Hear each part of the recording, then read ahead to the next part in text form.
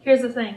Backward design, not the only framework that I pull from. I'm a humanist at my core when it comes to teaching. So Rogers, Maslow, Mezirow, mindfulness, reflection, growth mindset, all of these really figure heavily into the work that I do in the classroom. However, backward design has been without a doubt one of the most influential design frameworks in shaping who I am as an instructor. And the reason why I love backward design is it doesn't impose a teaching framework or philosophy on you. So I can still be a humanist and use my backward design framework.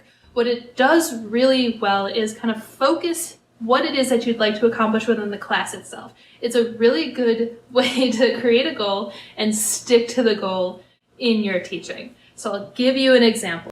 When I first started teaching, my classroom could be described as being probably the most chaotic thing that you would walk into. I came in excited about a lot of things that I wanted to do, and I just had more stuff and more stuff and more stuff and more content and more content, and I also want to talk about this.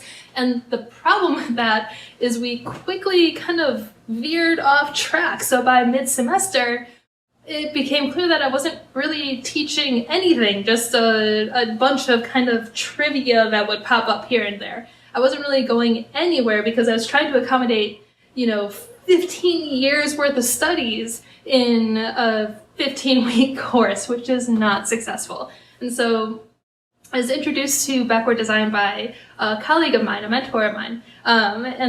What really kind of clicked with me about this design framework is, again, that kind of focus on your end goal, the focus on the goal, the focus on where you want students to be, not only at the end of your course, but 4 or 5 years down the line, several months down the line even. What you want them to be able to do with the information that you are giving them in your class session. And having this framework was a really great way of kind of shaping my overall course, so I knew that I was always working towards the goal. I could still have the freedom to facilitate learning and have more student-tailored experiences, but with backwards design, it was really easy to make sure that we were going somewhere. It wasn't just this free-for-all exploration with no goals, no bounds, just learning for the sake of learning. It was vision-driven, goal-driven, outcome-driven, so at the end of the day, students were still getting really valuable skill sets, but they were able to do it on their own terms.